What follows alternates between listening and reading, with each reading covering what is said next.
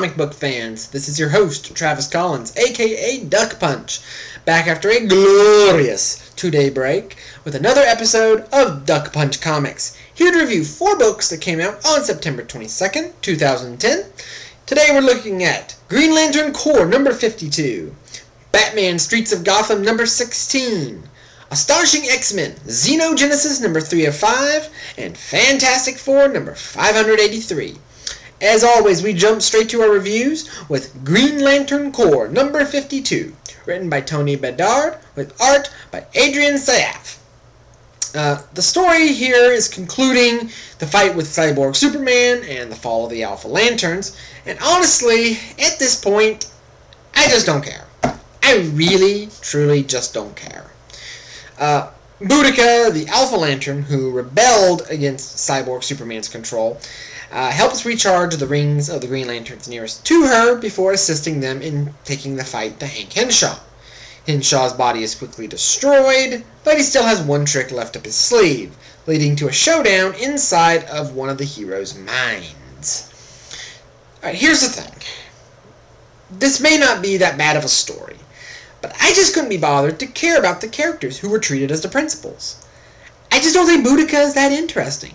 For that matter, I don't think Ganthet is that interesting. Or, and I know this is going to get me a lot of flames, Cyborg Superman. And the characters I am interested in are just kind of the background characters in this story. I don't care. It's not that interesting. Sorry. Saaf is alright here. He's, like I said last month, competent. You know, that's about the only thing I can say. He knows how to draw. It's whatever.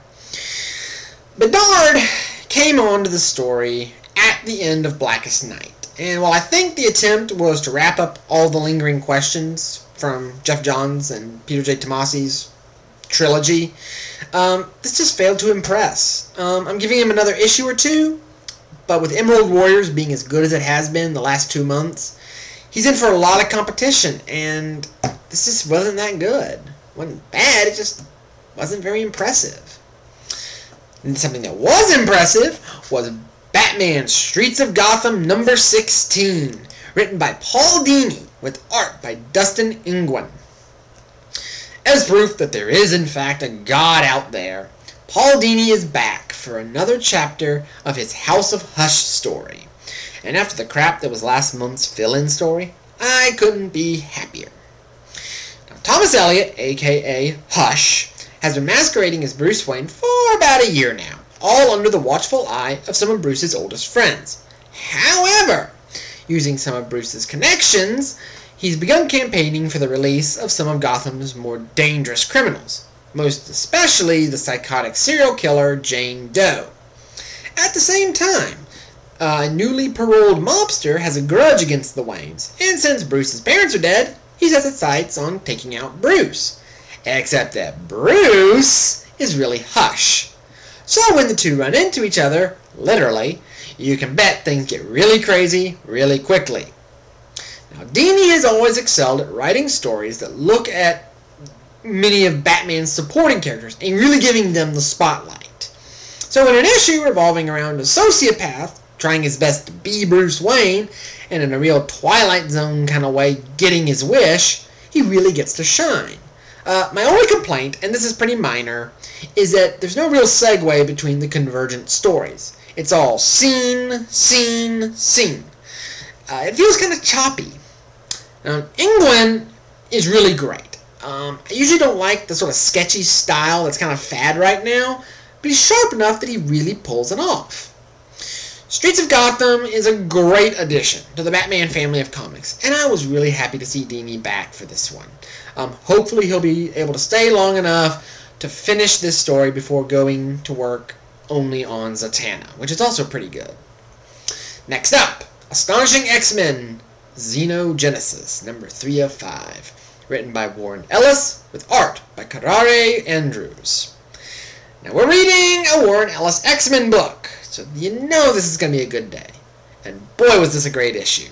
Well, sort of. I'll explain in a second. Now, the X-Men are in a small African village investigating the incredible number of mutant births there. only to be stopped by the local warlord, who wants to kill all the babies. However, once his story is explained and the origin of these baby mutants is revealed, our heroes have to kind of start wondering if maybe he's not onto something. And then all hell breaks loose, in the worst way possible. Now, it's no secret that I love Warren Ellis, but the last time we looked at a Warren Ellis X-Men book, it didn't go so well. But he bounced back in a big way here. This was pure gold. I mean, this was one of the single best X-Men issues I've read in a long time. But here's the thing. This is a very continuity-heavy story. New readers or new fans of the X-Men will probably be very, very confused. Now, as far as art goes, Andrews is simply gorgeous. I really feel like he fits the X-Men just wonderfully. I love this issue. But again, I have to stress that this is probably not going to be a good issue for people that don't have a background in X-Men history. I'm not saying you can't read up on it. In fact, I encourage it. But unless you have a pretty good sort of knowledge of the 80s and 90s stories about X-Men and Excalibur, then you probably won't like this one. If you do have that background, however, this is a real treat. Last up, Fantastic Four, number 583, written by Jonathan Hickman, with art by Steve Epting. I can sum this entire story up with one single refrain that's been showing up over and over again in this story. All hope lies in doom. Guys, this right here was awesome. Simply awesome. Now, while the Fantastic Four are away, Valeria Richards, Reed and Sue's super intelligent daughter, finds the portal that Reed created back at the very beginning of Hickman's run that led to the Council, made up entirely of Reed Richards's, however the plural is, from other universes. Realizing that her father started something big, Valeria then makes a call on her godfather, one Victor Von Doom, who has his own problems. The first issue of this new epic story arc ends with a deal being struck, and big changes on the horizon for the beloved team. I said a couple weeks ago that Hickman needed to start bringing things together if he wanted to keep people's attention. Well, ask and ye shall receive. Hickman finally starts bringing all the different things that he's been throwing around all the way from the beginning into context and into sharp relief. And in typical Hickman style, it is awesome to behold. It's a really neat sort of effect. Now, Epting, the artist, was most famous for working on Captain America, so he kind of brings that sort of pedigree here, and it really shows. The art is outstanding. This was a great issue. Whether you've been following the series from the beginning of Hickman's run or not, this is a great jumping on point.